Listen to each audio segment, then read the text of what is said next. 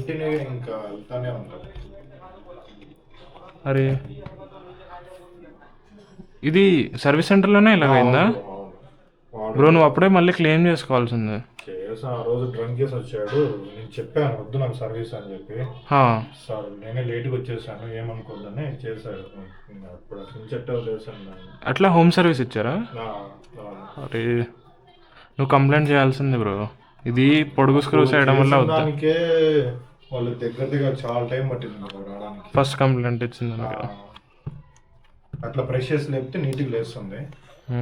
ఆరామ్స్ అంతా అయిపోయి అసలు లాస్ట్ టైం రిప్లేస్ చేశాడు కదా, ఆ హింజెస్ని లూజ్ చేసి ఉంటే మళ్ళీ ప్రాబ్లం వచ్చేది కాదు.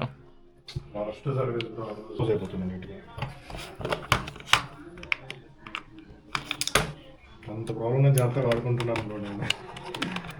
రిమార్క్స్ లేకోకుండా అదే చెప్పాను కదా ఇదే.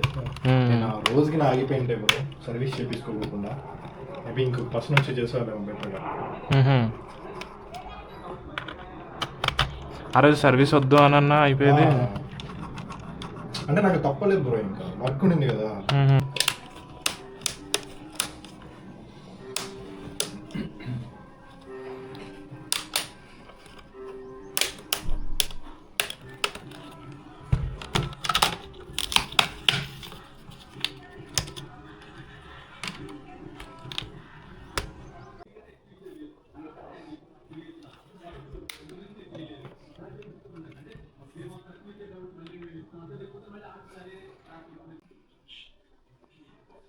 స్కాన్ పెట్టు.